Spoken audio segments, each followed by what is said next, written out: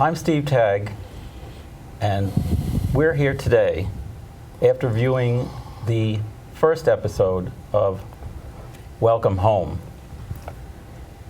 It's the story of Vietnam veterans. We're all Vietnam veterans here. I served in 1969 and 70 as a Chief Warrant Officer helicopter pilot. My name is Joseph Giannini. I was in the Marine Corps.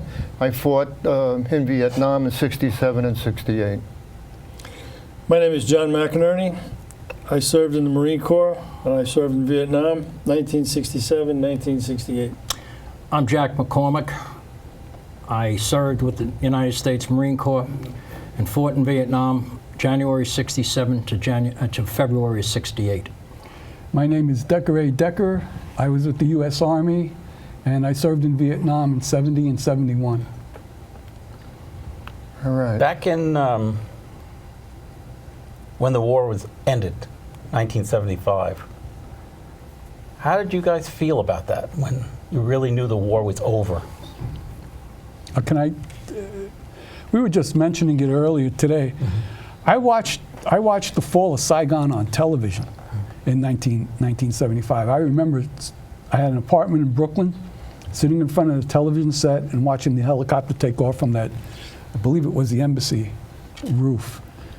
And I was sick to my stomach when that helicopter took off, and when I knew that Saigon was falling, and everybody that I had known that had died for nothing. It made me sick. And I had mentioned to John before that I know exactly how the kids that fought in Iraq, who took Fallujah and who took Ramadi, and to watch it go back to where they lost it again, I know exactly how those guys feel. I know the anger that they feel, because I felt that anger, and I'm sure everybody else did. Well, you three guys were all in the hot In spot. 1975, I was still in, I guess you'd call it a state of denial about the war. I was dating my wife, Nikki. I was practicing criminal law already, and Vietnam didn't want to see it, hear it, talk about it. In 75, had no effect on me. I just wouldn't deal with it. I think when I saw that on television, I was laid off from the fire department, or very close to that period of time. So it was kind of a depressing time anyway. And I was watching that on television, like Decker said, and all I could think of as I watched, I was sitting there with my daughter, sitting in my lap, watching television, and watching this all crumble and collapse. And all I could think of, I could see the faces, and I remember the names of guys who were left there. Just flashed through my mind. I don't even know how quickly, whether it took minutes or seconds or what. I just pictured a certain few guys that I was very close to that lost their lives, and how I just felt drained, like it's all over. Now it's over. Jack? I remember watching that on TV, and I had gotten home in ¡68 and watched the war periodically on TV. And that was the culmination of something. I think that I was so, use the term, disgusted, angry, and a lot of emotion. And thinking of all the guys we served with, all the guys we lost, all the guys got hurt, and then they just like threw it away. Yeah, exactly. And that sentiment stays with me in terms of what I see today, and certain things that go on with the military and what they commit people to, and then let it go. I agree. And that keeps stirring up things in me that I thought I could put away. Did any of you go to the Vietnam parade when it happened in '85? Yeah, we did. Jack and I were there together. I still wasn't ready for that. I wouldn't go. Yeah, I went. Yeah. I went there myself and met a member of my platoon in that throng of people. I'll never forget it. Yeah. And they say that when they marched around off the bridge and into Manhattan, they didn't know what to expect. Yeah. Did you guys know what to expect when you Well, we marched in fire department uniforms. Jack and I were both officers in the fire department, and we had a contingent of firefighters and officers who were Vietnam veterans. So we had that double contact. We kind of felt at home with these guys marching. I think that parade was just meant for us. It wasn't a welcome home. I don't think that the American public was too much aware of it. When I was in that parade, I noticed that basically it was just for us. It was just to placate us, our feelings about serving in Vietnam. I don't think it was it closed any doors for any Vietnam veterans. Oh, no, I don't think it was supposed to do that at all. Yeah. I think it was supposed to make everybody happy, the people, the civilian population as well as us. I mean, it's, I never got the sense that the civilians were aware of it. I don't even think people remember it today. Yeah, like you said, we didn't know what to expect. And John and I discussed this just recently. As we came over the Brooklyn Bridge, around Chambers Street, around City Hall, and you could hear the noise going, and we made the turn to go south on Broadway, and the noise, and we didn't know what to expect, but it was like a welcome relief at that point. there was a lot of civilian involvement there. Yeah. But I don't think that really. Yeah. That didn't, like I said, I don't think it closed any doors. I was there. I remember that. I got nothing out of it. Well, I knew some guys in the fire department who were Vietnam veterans that told me, when I asked them, are you going to the parade? And they said, no, it's too late. Yeah. They're too late with this. I didn't argue with them. I was actually in the area because the Kings County Supreme Court is there. I did a lot of work there. I saw the parade. I just wouldn't join in. I don't know. Maybe I felt it was too late, not enough. I just didn't want to do it. Interesting thing is, I don't know what the motivation actually was behind it. All of a sudden, there was a parade. Yeah, it's there. And I got called by somebody, would you like to march with the fire department? You were a vet. We all were notified about it. We marched. There was some relief going down south on Broadway, or feeling, but like you said, it didn't close the doors. I mean, we lived with experiences that a parade wouldn't take away. No, I don't agree. think so either. But, I think we should talk about a little bit the connection of Jack, John, and me. Jack and I were actually in college together. Well, it was a long time ago, 1961, right? 61, yeah. And then what happened is Jack went into the Marine Corps in '66, right? Yeah. March. And I went into the Marine Corps in March '66, and John too. But we didn't know that we each had gone into the Marine Corps, and we ran into one another. And it's actually, and then I didn't see Jack until around 1984. 20 years. And you want to tell him what I did to you? Well, I had written it into Joe, and keep it right to the story, is that I mentioned I was with 2-4, the Magnificent Bastards, and he said, 2-4? I said, yeah, and I had gotten out of there in February. And there was a major battle, and John participated, so did Joe, in this battle at Dido. And I hadn't even heard about it, because I had left that war behind me. And Joe wouldn't tell me. He wouldn't tell me. I said, well, what happened? No, he doesn't. I don't want to talk about it. And it took me years later to find out. And then John and I started to talk about it. And then when we started meeting other people, but Joe wouldn't tell me, and it was a horrific experience for those guys. And once I heard about it, some of the things that bothered me is, my guys. I had 3 guns, I had 3 squads, and I was concerned how they made out. And I started to pursue trying to contact people, and I was successful after a number of years getting hold of a couple of guys. But I think as somebody. The sergeant from the Marine Corps in the Welcome Home video we just saw, he expressed it very succinctly. As he was leaving, he felt guilty in so many words that he was leaving his guys, even though he was wounded and didn't have to go back. I mean, those are feelings a lot of us had. I had them myself. Yeah. I think it was different with World War II. I might be mistaken, but I believe that they went over as a unit and the survivors came back as a unit. I think that was the case for World War II veterans. And to go go there and come back. You're going there with the family, and you're coming back with the family. You mean and you can the other troopers? the other troopers, and you could sort of like let out your feelings to people that you were with. You could have like a come down on the way home. But for us, we were alone on that airplane coming home. We didn't know anybody that was on the plane with us.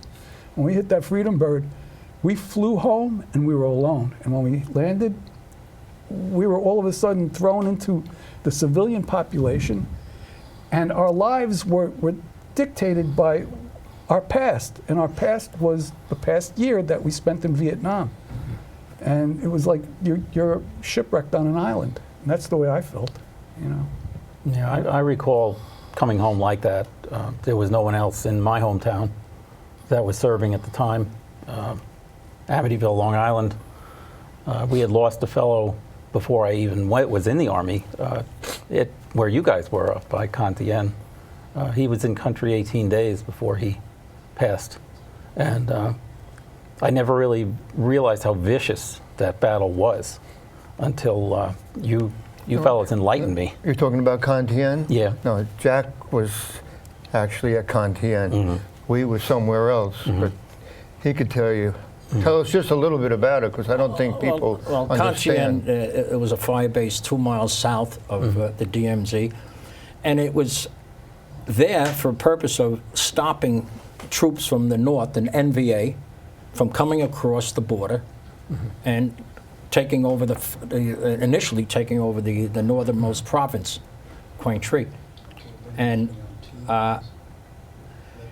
it was within distance of artillery on the other side, and in Laos they had artillery in Laos, they had artillery on the other side of the DMZ, and it was under constant barrage of artillery, rockets, and mortars. Plus, there were entrenched NVA elements there that we constantly ran into. And it went on for over a year. I mean, in July of '67, Operation Buffalo, they almost decimated the 1st Battalion, 9th Marines. And it was a constant confrontation there with them in large elements. And it wasn't the VC, it was regular troops. Hardcore. NVA. Yeah. Good troops.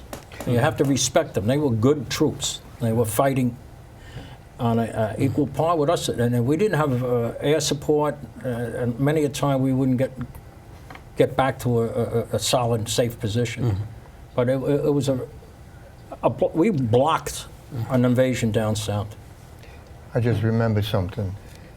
In November of 1967, our battalion flew in, and we landed right outside the perimeter of Cantillon. You remember that?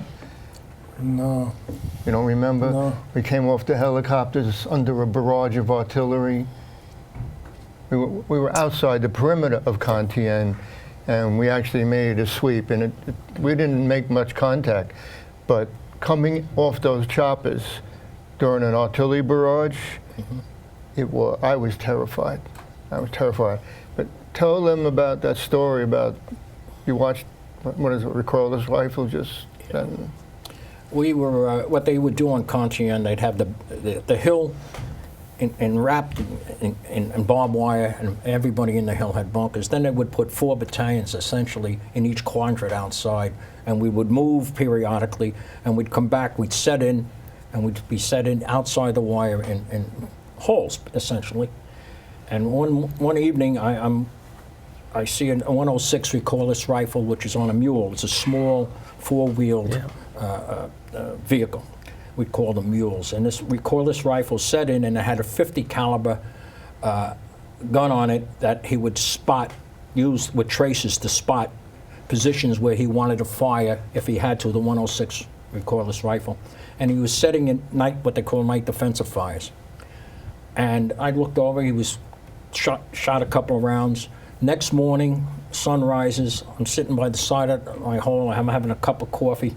I look over, there's a Marine sitting on the edge of the mule, apparently having coffee. I turned my head and I could hear this boom, and then boom, he was gone.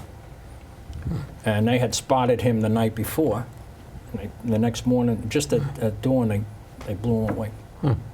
But that was, it was up there. It was constant contact. Yeah.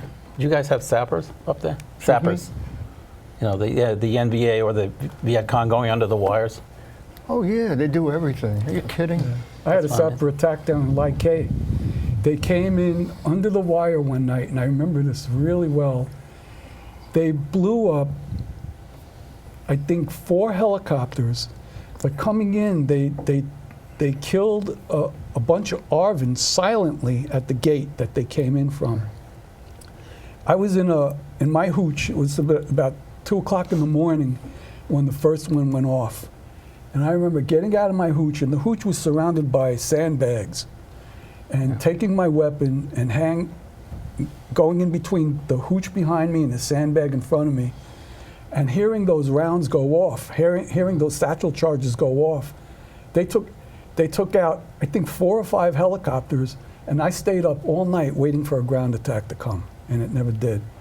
The next day, American sappers came in, and they took all the armaments, all the ordnance off of those helicopters that were scattered all over the place, off to a corner, and they blew them all up. That was a very scary night for me. Where was that? That was in Light K. On K? Light K. You mean the Central Highlands? No, 3 Corps. North of Saigon. All right. Yeah. All right. Yeah. John, we're talking about incoming. Tell them about Alpha 3. Well, Alpha 3 was a base right next to Cantienne, where Jack was. There was a base at Cantienne. It was supposed to be a line. They call it the McNamara line. And there was the first base was over on the coast, and they worked their way across, right across underneath the DMZ, facing North Vietnam. And Cantienne was A4, but they needed another one called A3 right next to it. There was a gap between the two. So they sent our battalion up there to start a fire base. And we just patrolled in there under fire at night. We dug in at night. It was pouring rain, and the enemy was all around us. And we're just digging holes in there and taking turns. And it was just like we were on a construction site. And we dug in and we opened up that base. And once they figured out where we were and what we were going to be doing, it was permanent. They shelled us every day. I mean, they hit us with stuff from North Vietnam. They had what they call a 152 millimeter artillery round. Nothing shook me up like that. When that thing landed close by, and we got dozens of them every day, you'd be cross-eyed. I told doctors about this only a couple of years ago, and I told this one doctor how I had my head slammed up against the wall of the bunker from these heavy artillery rounds, and I couldn't see straight for 15, 20 minutes, whatever it was. My eyes were like crossed. I felt the pressure. And she looks at me and she says, you might have brain damage. Okay. And I went, you think? Let me just. That's for real. But that's how bad that place was. It was. Add some more. Tell some more. It wasn't. People say, Vietnam wasn't as bad as World War II. World War I. It was World War I. I try to explain to people where we were. This was like the Battle of the Somme, the Maginot Line, or whatever they call it up there, the Battle of the Somme. It was just like World War I. There's shelling and heavy artillery, and they'd mix that in with a ground attack once in a while, or we'd go out on a patrol. They'd send us out on patrols in a place like this. Which was suicide, but thank God. You come the first screaming patrol. back into the wire. It was a rough place. It was right like between Cantienne and Jiolin. Yeah. If you look at a map, that's where it was, called A3, Alpha 3. Didn't even have a name, Alpha 3. What do you want to add? No, I it don't in. know. I don't know. I think when people ask me about fear, the thing that terrorized me was incoming rockets and artilleries. The rockets up there, there was absolutely no defense. It didn't matter whether you were in a hole or in a bunker. If it came close enough, they would delay detonating, they would go right in and you'd be gone. And when a barrage started, I had a little bunker, about the size of a grave. And John was Nice way to John put was it. probably like 20 meters away from me all the time. And I would get in the corner of the bunker, right? Just put my head in the corner. And I was terrorized, and I started laughing. Like, you were almost going insane. Yeah, you were. That's how it was. Yeah, it's a good way to describe it. And the rounds, the rocket rounds were so close that my bunker would actually bounce around. You would bounce it, I swear. Well, at that particular I'm time, it rained for, I counted how many days. It rained for 22 days straight. No, we're outside. That means the hole is full. I mean, the bunker inside had this much rain inside it, mud inside it, and we were soaked all the time. And the sun finally came out. And when the sun came out, we were able to get air support. So the jets were flying overhead and bombing these guys that were shooting artillery at us. So I was a squad leader, so I told everybody out of the bunker, take your socks off, wring them out, dry them out on the sandbags, and we're sitting outside because all these airstrikes are going on for hours. And all of a sudden, the airstrikes stop, and we hear the artillery booming in the background. As soon as they stopped bombing, they started shooting the artillery at us. As soon as it stopped, and we're diving back in the bunker again. See, I was happy not to be in the Marines because I want to hear something about being in a helicopter. I was just going to tell you that. And Being in a helicopter was an entirely different world. Yeah, but When people find out that I was a gunship pilot, they always say thank you. Because chances are some grunt somewhere got his butt pulled out of a sling by a helicopter pilot who flew in and saved his ass. The fun part about it was being a gunship pilot, our job was to kill the enemy. And you guys often gave us the opportunity to do that because you'd get yourselves into situations where, or they got you into situations where you couldn't get out of. Many times we were called to support a fire base where the guys were stuck inside the wire. We're overhead. We know where they are. We don't know where the enemy is until we fly over, then we find out. That's the way we find out where the enemy was. You'd fly over, get shot at, and a few situations where I flew over and ended up getting shot down you on the way out.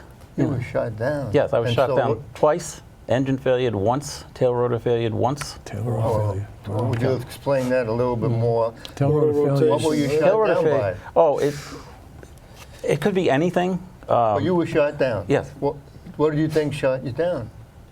Well, it obviously was like 30 caliber armor piercing, maybe. Just a regular Or 30 small caliber arms. machine gun? Yeah. A very angry North Vietnamese guy with a gun Yeah, it only takes one bullet to take down a helicopter if it's in the right place. in the transmission. So That's- describe to me, you get hit and you know you're going down. What's going on? Well, it's a combination of a couple of things. You're the aircraft commander, so your first responsibility is to save the ship, not the people in it. It's the Army's ship. So you've got to get it on the ground without doing any pilot error, error, which is you've lost your engine, you put the pitch down, that breaks the clutch at the top to keep the rotor freewheeling now. So the air is rushing through it this way to keep you in the air, sort of. But as we were told, Bravo Model Huey has the same aerodynamic capabilities as a brick. So you're going to fall almost straight down. So you auto-rotate as best you can. Closer you get to the ground, you flare the aircraft so your nose high. Try to knock the tail boom off. It's the best thing you can do. Then you hit the ground flat and just slide. Is that what happened with you? Yeah. So nobody got hurt? Everybody got out of that one. And you got shot down Another time, What when happened not then? everybody got What? out. Not everybody got out. It was a very bad place. We had, I can't tell you how many NVA were out there, but they were hardcore, and they were in for a What fight. did they shoot you down with this time? They were shooting B-40s, rockets. and To tell the people what they yeah, are. B-40 is it's sort of like a rocket. The first one that I took hit the cowling of the engine, and we felt it inside because we all kind of went like that, and it didn't take us down. But the next thing that we got was a barrage of small arms. I mean, traces everywhere. And they said they counted 128 holes in the helicopter when I got done. Got on the ground, and we were okay, but 2 guys died. They died from the crash? From the small arms small fire? arms fire, yeah. It goes right through a helicopter. It's How amazing. did you get out of that situation?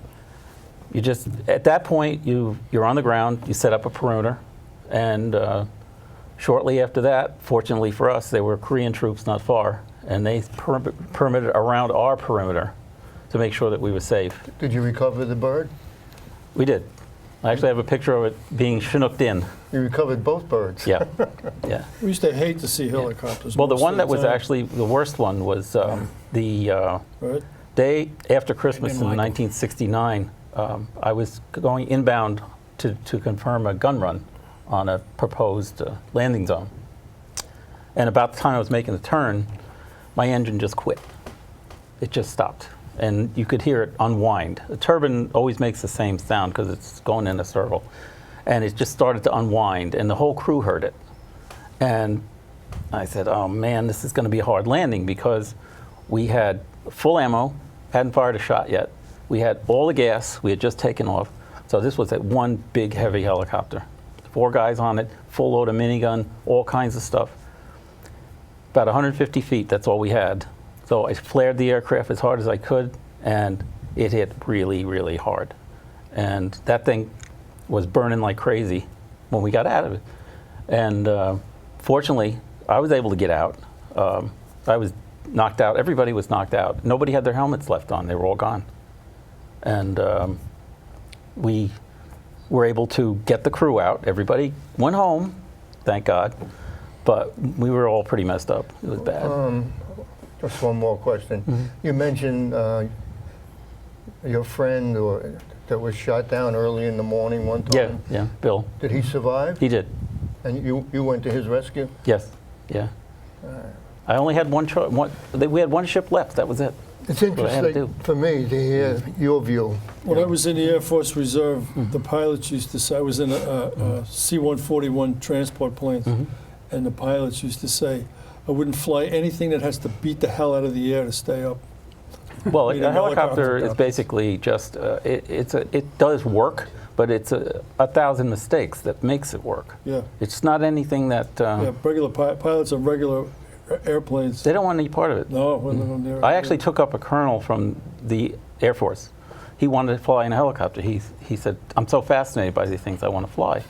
So I said, okay, I'll trade you. You take me up in your Wild Weasel and your F4, and I'll take you up in a helicopter. Well, I took him up in a helicopter, and the whole time he's sitting there, he's like this. He's like this, and he's looking back and forth. I said, what's the matter? He says, we're moving so goddamn slow. I never liked I gotta tell you, it's funny. Did you like flying in them, really? I mean, I love flying. Flying. I loved it. Well, I I was. had a lot of I hours. didn't like them. I loved it. Well, You get so used to it that my first helicopter ride when I got to Vietnam, I was scared to death. sure. You know, just sitting by an open door scared the hell out of me. By the time I left Vietnam, my legs were dangling out the door.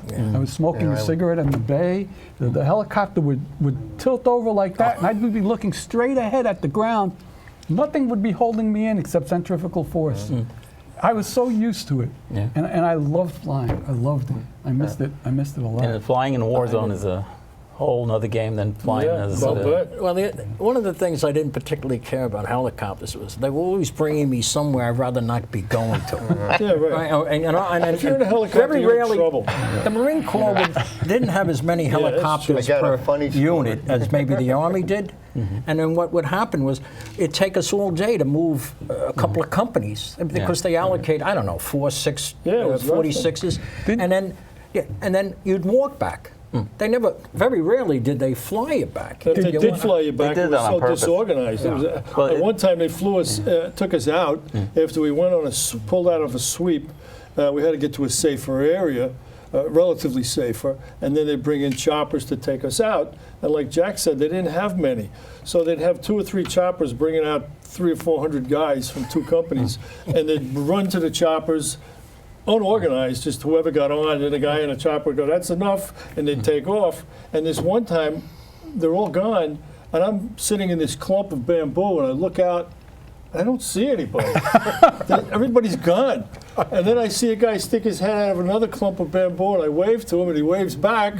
I said, come here, and he comes over, and then a third guy comes over. We were the last 3 guys in this area to be picked up. And I thought, I remember saying to these two guys, because I was the highest ranking guy, they may not come back for us. We better get ready to spend the night. I'll never forget the look on these kids' faces. They looked at me in horror, and here comes this helicopter. It was a twin blade CH-46, I believe it was.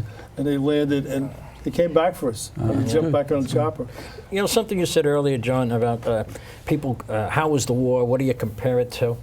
You know, and then something you had said on the video, Yeah, it was what good. the fear that you left behind.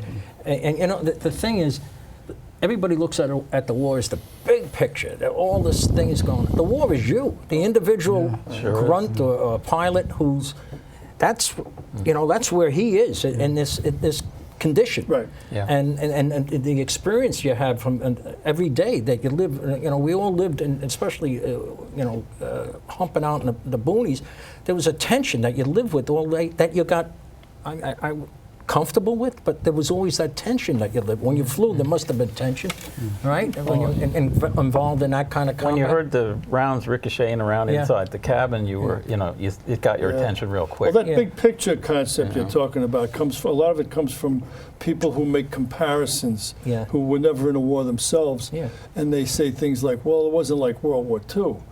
Well, actually, it was like World War II, because what they don't understand is when you're like us, infantrymen, and you're in a gunfight, and most of the gunfights in Vietnam were, if you were in the front, they were only 20 yards in front of you.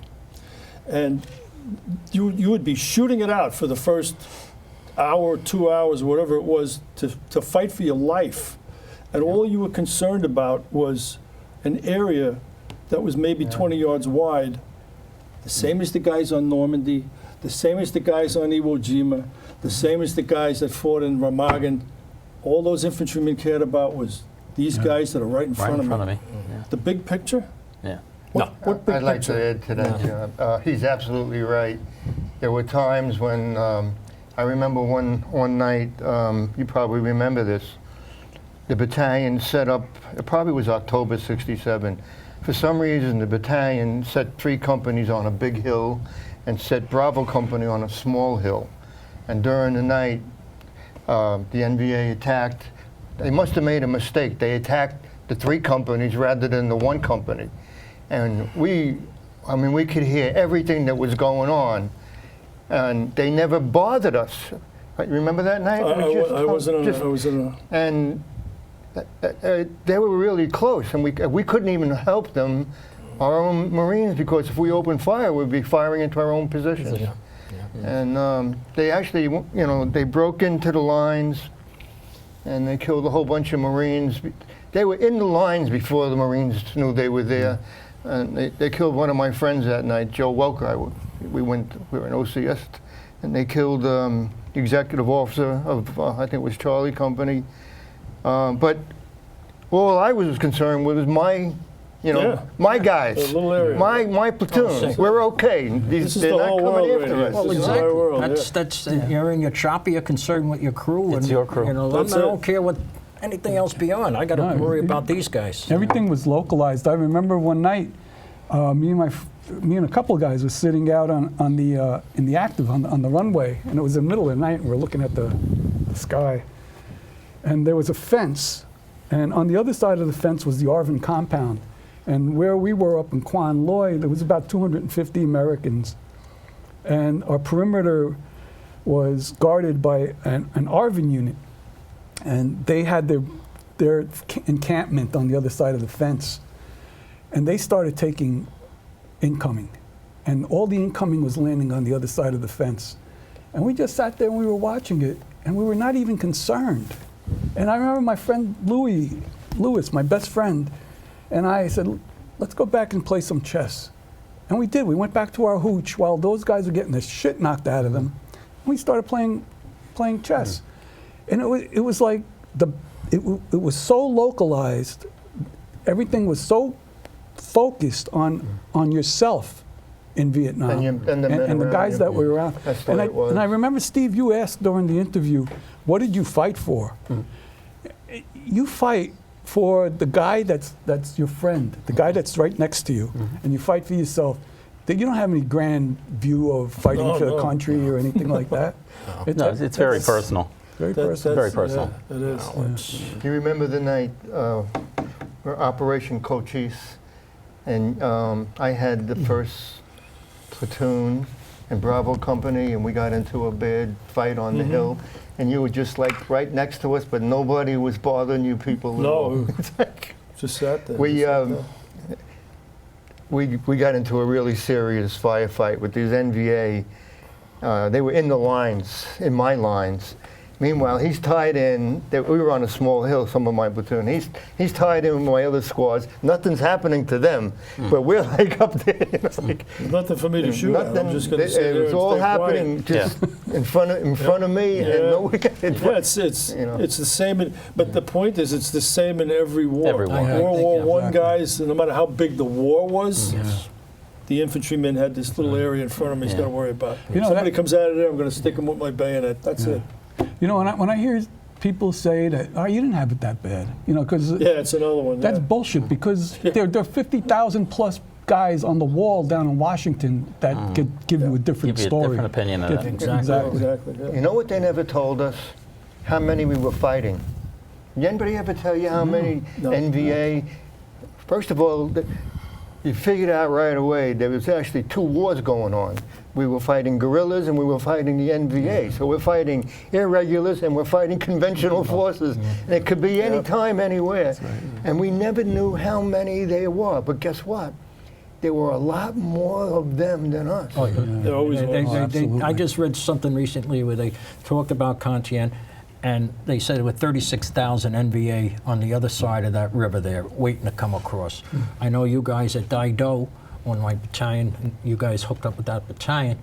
They said they didn't know how many then, but years later they said something like 8,000. 8,000. 8,000 or more. I mean, those are like, what? Are Yeah, you we kidding me? slammed right How into many, them. how many were you? 800. We were 800 of us. If we had 800, And they piecemealed us into the fight. There was when they discovered that these guys had come down from North Vietnam. whole division. Really. There was a whole division, and this one colonel who had his hands full. He said, "I don't know what to do here." And the general at the base said, "Well, do something, because the next stop for these guys Down how? is my mess hall." You know, so they sent one company at a time to try and fight these guys, and every 2-4 he's talking Every about. company got annihilated, including mine. And it was so bad that one of the Medal of Honor winners in a book wrote about when we came across the river into the village there. We were so outnumbered and so outgunned.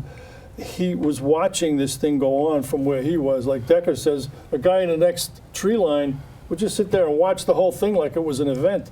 And he said, I knew my Marine Corps history, and I watched the invasion of Tarawa right there in Vietnam. And if anybody who knows Tarawa, it was a slaughter. And it was similar to that. yeah. But nobody knew about that back home. Listen, what he's talking about is one of the biggest battles of the war. If you go to the Marine Museum down in Virginia, I think they took like Quezon, what was the city? Hue, Hue, yeah. Dido, Yeah.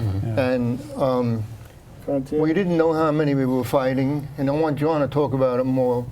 But it turned out there was 8,000 North Vietnamese trying to overrun us. And I actually, I was XO of Charlie Company at the time. After you, his company was, We were wiped out. they were gone Totally already. wiped out. Your battalion, forget it. We went in to relieve the 2nd Battalion, 4th Marines. I don't know, I probably told you this. We actually walked through your lines. It was like being on a movie set. There were dead Marines everywhere. It was terrible. And enemy weapons. Yeah. And an occasional enemy body. We literally walked through your lines, and this is not good for 2-4. I was with Charlie Company that day. We collected 55 dead Marines, your guys, wrapped them in their ponchos. I watched our chaplain close their eyes, whatever. Yeah. But the battle was crazy.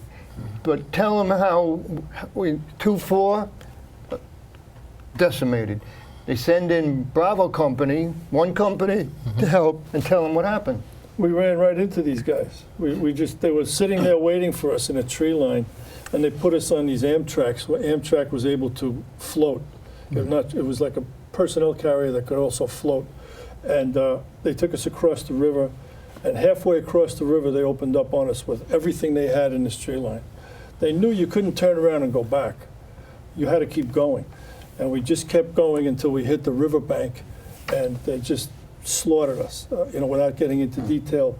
They just killed and wounded almost everybody that was in the company. We were just standing in the open, 20, 30 yards of space between this riverbank and that tree line, and nowhere to go. We had nowhere to run.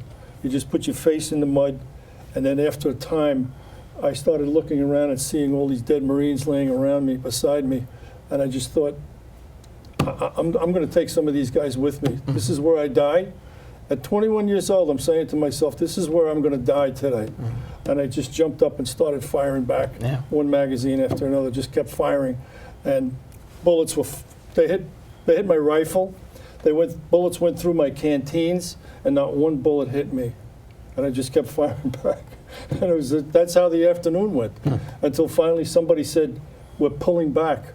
And I thought, we're pulling back where? California? Where are we going? The water's behind us. And we just pulled back till we got to the water. And the sight, as I'm talking now, I'm picturing all these Marines, some of them with bayonets on the end of their rifles behind this riverbank, and some of them dragging dead guys back with us, and just looking at this line of guys behind this red dirt, not knowing what's going to happen next. What's going to happen next? We're dead here. Yeah, that was the war. You never knew what was going to happen next.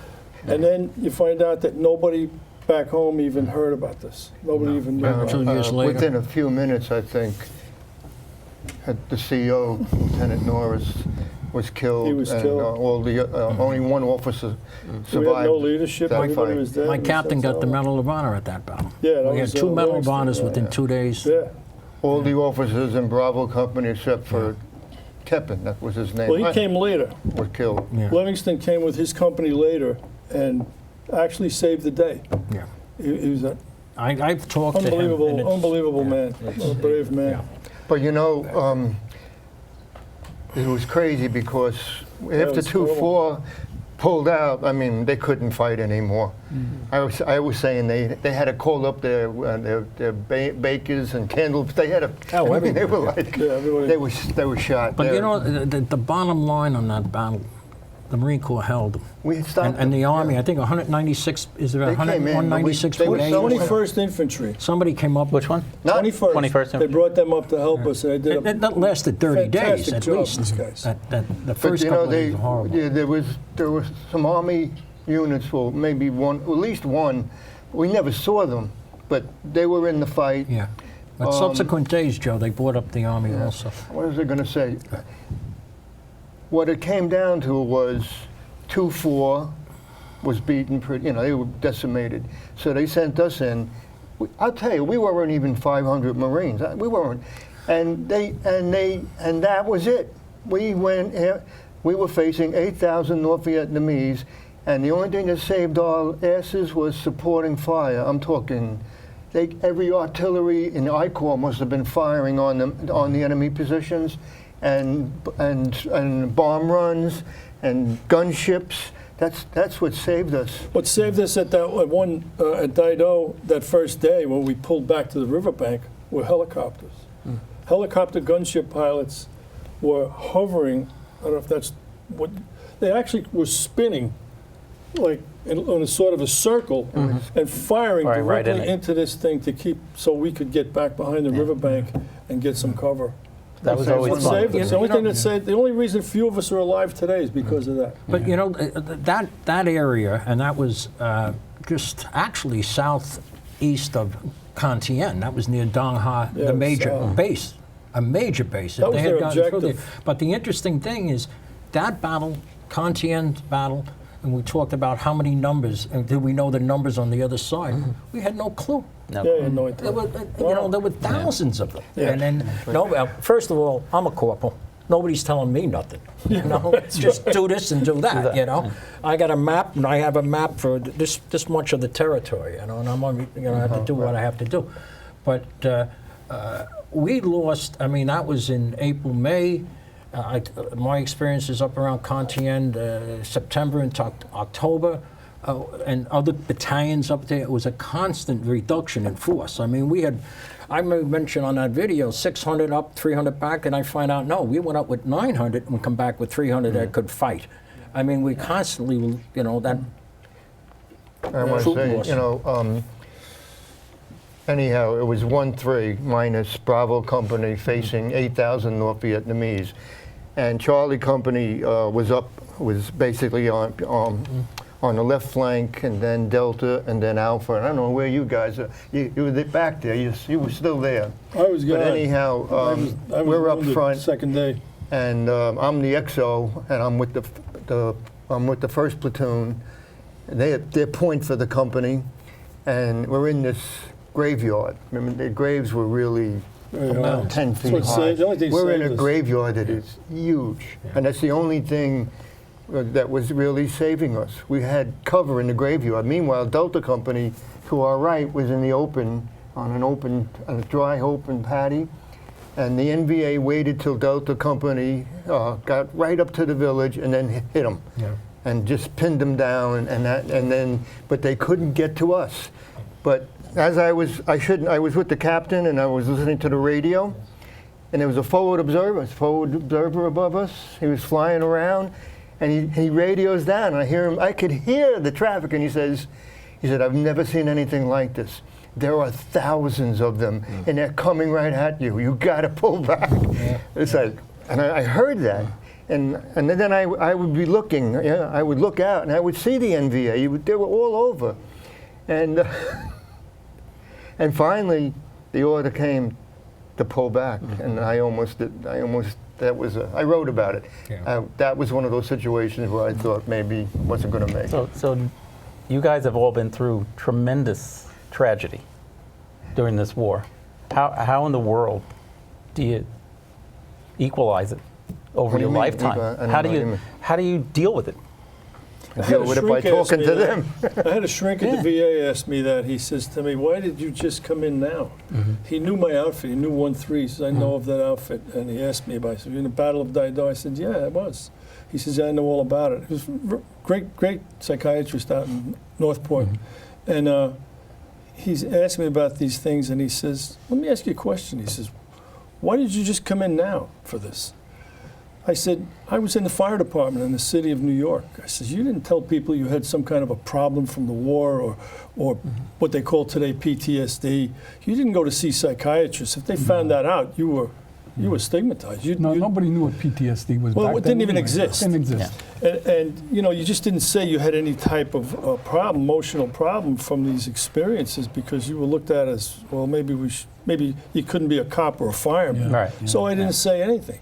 So he said to me, well, how did you deal with this all those years? I said, I was in the perfect place. I was in Brooklyn in the 70s and 80s, fighting fires. You didn't have time to think about this other stuff.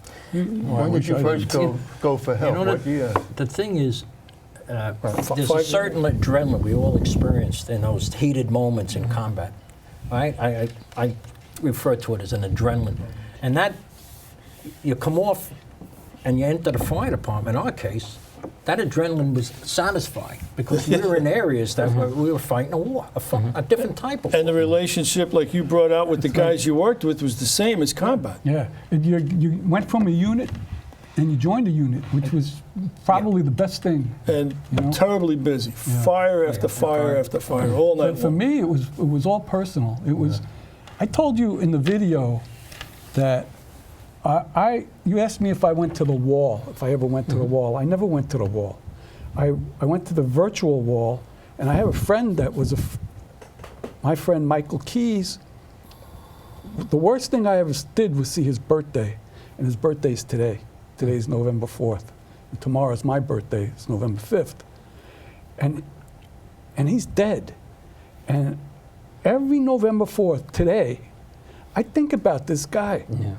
because he'd be my age. He'd be like a day older than me right now. But he's dead. And he was my friend. He was my friend in Vietnam. And you ask how you deal with it. You guys came home and you joined the unit. I didn't go through battles like you guys did. It must have been hell. But I came home with the battle in my head, and a lot of guys did. What I want to know is when each of us went for help finally. I never went for help. You never went for help? No. My wife saved my life. Are you saying that you don't have post-traumatic stress? I'm not saying I don't have it. I'm saying I could deal with it. I'm saying when I came home, I had a bad time of it, a very bad time of it. The best thing that happened to me is I married Janet. She pulled me right out of it. She made my life normal again. Did you talk to her about Vietnam? No. You had no one to talk to? Nope. Nobody So wanted when- to talk about it. I don't want to talk about it. What about you, Steve? I Did you felt get help? therapy for myself when I came back was to talk about it. Wait, when did you get it? I was pretty much riddled with it when I came back. I think we all were. You know, I mean, I Yeah. had bad temper. I drank like Yeah, we all God did knows the what. same Drinking. things. Bad temper. Yep. But when Bad did you go for? I never did, but just recently I went over and they classified me in 2 minutes. Just recently? You mean 2015? Yeah. You waited all this time? Yep. Jack, how long did it take you? First of all, it took me at least 25 years to even talk to anybody about it. And after I retired, it started to bother me even more. I had dreams, I had other things which I didn't share with anybody. My wife knows about the dreams. I'd wake up in the middle of the night and stuff, but I never shared that with anybody. And then after I retired, things got somewhat, I don't want to say worse, but I realized that adrenaline was no longer being satisfied, I guess, you know, that's it. And I went to talk to people in the VA, and I went to groups and talked What year about was it, Jack? was this 15? Maybe 5 years ago, 6 years ago, that I actually talked to Talking anybody about outside myself. 2010. Yeah, it took What me about- years.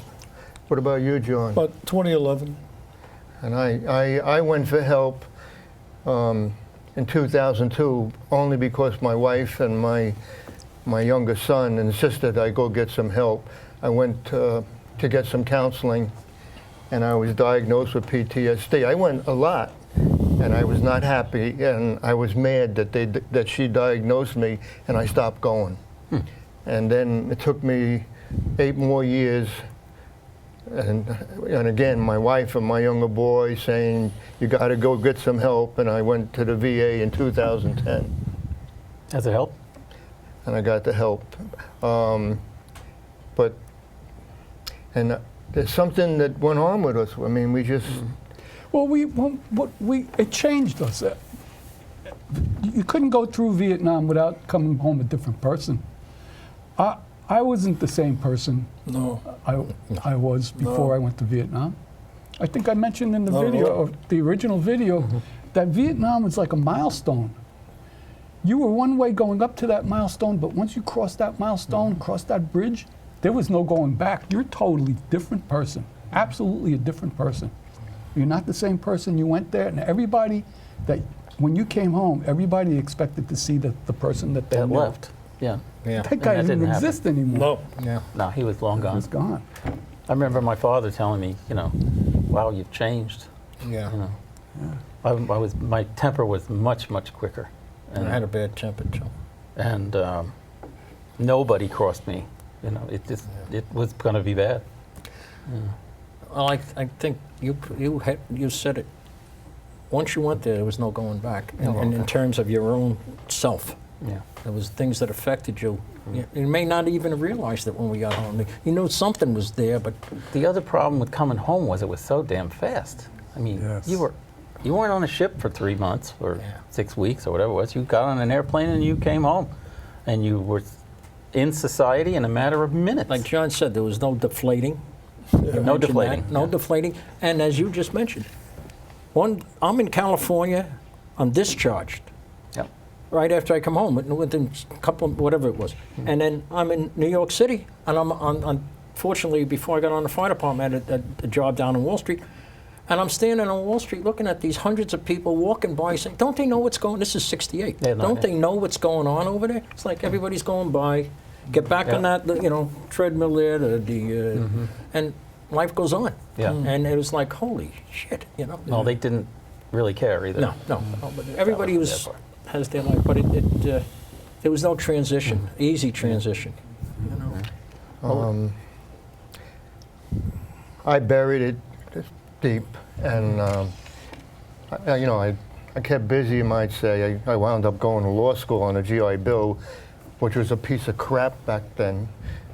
If you went to school full-time, either graduate school or college, they gave you $205 a month to cover everything. Yeah. I did that. Everything. I know. I took And then when my non-wife, we had a child. We weren't planning, and then they raised it to $215 a month.